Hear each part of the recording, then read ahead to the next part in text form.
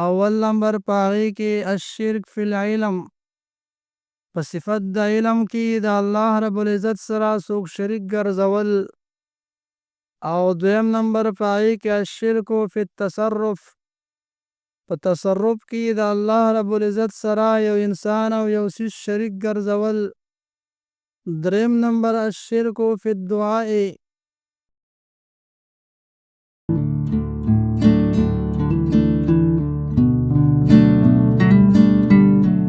الحمد لله والصلاة على أهلها. أما بعد فأعوذ بالله من الشيطان الرجيم. بسم الله الرحمن الرحيم. ألف لام ميم ذلك الكتاب لا ريب فيه هدى للمتقين. زما ډیرو قدرمندو محترمو حاضرین ورونو، مونږه ستاسو مخې ته د الله رب العزت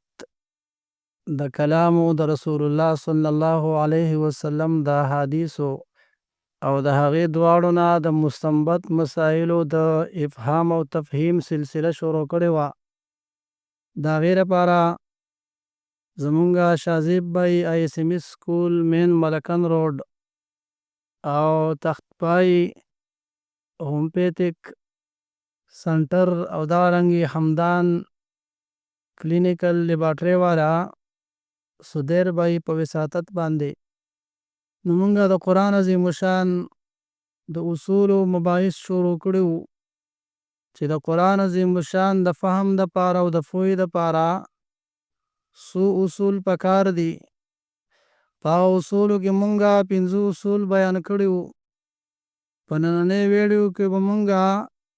د قرآن عظیم الشان د فهم د پاره او د معرفت د پاره شپږم نمبر اصل د اصول د قرآن نه بیانو. شپږم نمبر اصل د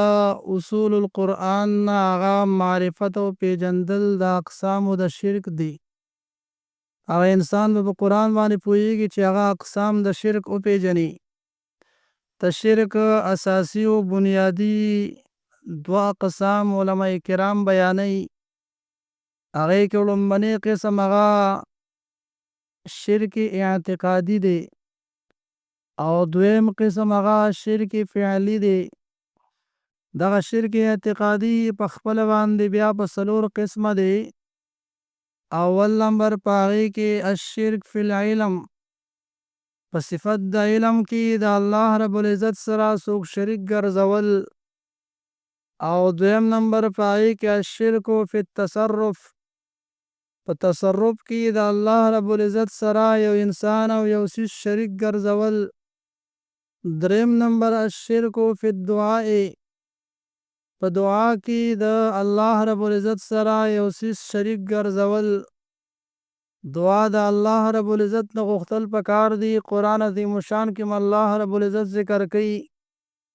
وَإِذَا سَأَلَكَ عِبَادِي عَنِّي فَإِنِّي قَرِيبٌ اجیب دعوت الداع اذا دعان. الله رب کریم فرمایي چې کله زما یو بنده زمانه دعا غواړي او ما ته آواز کوي نو زه د هغه دعا قبلوم. دالته الله رب العزت اعلان کوي اذا سالک عبادي، چې کله تا نه زما بندگان تپوسو کی عني په باره زما کې اذا دعان، چې کله دی ما ته آواز کوي فلیستجیبوا لی. یو شرک فی الدعا دی. شرک فی الدعا یعنی دعا د الله تعالی نه غوښتل پکار دی. چې کله یو انسان د الله تعالی نه دعا غواړي الله یې قبلي، مخلوق هغه نشي قبلولی. حدیث کې راځي رسول الله صلی الله علیه وسلم فرمایي اذا سألت فاسأل الله، چې کله ته سوال کې نو د الله رب العزت نه سوال کوه. د مخلوق په ځای باندې الله رب العزت ته متوجه کېدل پکار دی. 4م نمبر قسم د شرک اعتقادي هغه علماء کرام ذکر کی الشرک فی العبادت، هغه شرک فی العبادت دی چې عبادت کې یو انسان ته د الله رب العزت سره شریک کې. او دویم قسم چې کوم د شرک ته هغه شرک فعلی دی. شرک فعلی دی ته وایي چې کوم فعل د الله تعالی سره خاص وي او ته د مخلوق د پاره ثابت کې لکه سر ښکته کول دا د الله رب العزت سره خاص دي چې ته سجده الله ته ولګې نو دا فعل د الله رب العزت سره خاص دی او ته مخلوق له ثابت کړي ته شرک فعلی وي او کم انسان چې دا قسمه شرکیات کوي نه هغه ته مشرک وي او مشرکین دا تقریبا په یو څو قسمه جوړیږي په هغې کې اول نمبر قسم هغه مشرک بالملائک دی هغه انسان چې هغه د الله را سره ملائک شریک ګرځي او دویم نمبر باندې مشرک بالجن دی چې جنات د الله رب العزت سره شریک ګرځي چې کله د یو څیز ورک شي نو هغه اواز کوي چې پیریانو موږ له هغه ورک شوي شیز واپس راکړي نو دویم نمبر هغه مشرک بالجن دی چې جنات او پیریان د الله رب العزت سره شریک ګرځي یو څیز ترې ورک شي نو دې اواز کوي چې پیریانو موږ له هغه راکړې او دریم نمبر باندې هغه مشرک بالکواکب دی چې ستوري د الله رب العزت سره په عبادات وغیره کې شریک ګرځي دا شپږم نمبر اصل و د قرآن عظیم الشان د فهم دپاره چې معرفت د اقسامو د شرک و اووم نمبر اصل د قرآن عظیم الشان د فهم دپاره هغه د مشرکینو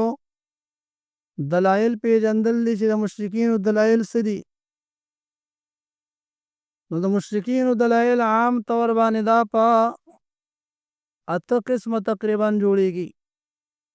اول نمبر قسم اتباع الظن د ګمان پیروي کول او اتباع کول او دویم نمبر اتباع الهوا د خواهشاتو اتباع کول چې څه ورته زړه وي هغې پسې روانې خپلو خواهشاتو پسې ځي او دریم نمبر باندې اتباع الآبا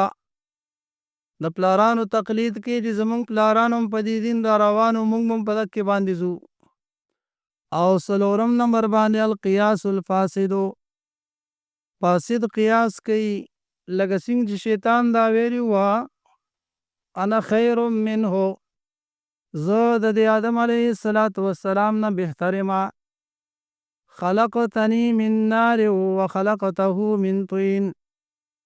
تا زه د اور نه پیدا کړی ما وخلقته او دې پیدا کړی دی من طین د خټې نه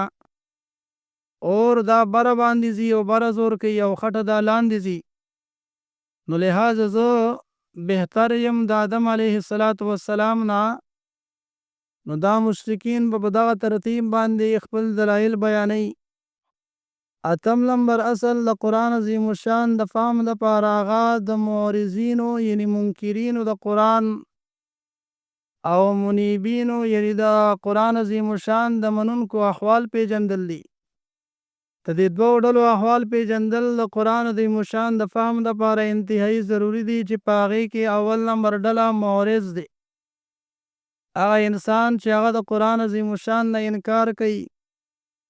نو کله کله الله رب العزت د دغه معرض او منکر دپاره الفاظ استعمالی الزجر باقوالهم وافعالهم الله رب العزت دې ته رټنه ورکوي د دې په اقوالو سره او د دې په افعالو سره او کله کله تخویف دنیاوي ورته بیانوي او کله کله تخویف اخروي ورکوي او څلورم نمبر باندې ختم القلب کله کله الله رب العزت داسې الفاظ د دې په باره کې ذکر کوي ختم الله علی قلوبهم چې الله رب العزت د دې په زړونو باندې مهر لګولې او د منیبینو احوال په قرآن عظیم الشان کې الله رب العزت په داسې ترتیب باندې بیانوي چې یا خو هغې ته بشارت دنیاوي بیانوي چې تاسو ته په دنیا کې دا بیانې دا ملاویږي او یا ورته بشارت اخروي بیانوي چې آخرت کې به الله رب العزت تاسو ته د دین د خاطر دا انعامات درکوي او یا ورته تسلی الله رب العزت ورکوي چې دا تکلیف په تا باندې راځي ته پرې تکلیف باندې صبر وکړه او تا ته به الله تعالی د صبر صله په آخرت کې او دنیا کې دا درکړي او څلورم نمبر د الفاظ ور ذکر کوي ربط القلب زړه به الله تعالی د دغه انسان دا مطمئن کی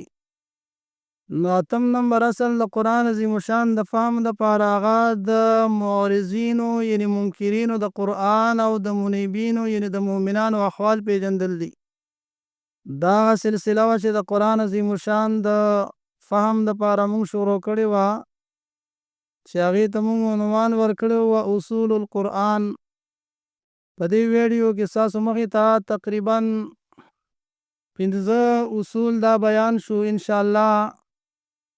باقی اصول به مونږ په راتلونکي ویډیو کې بیانو. والسلام، جزاکم الله.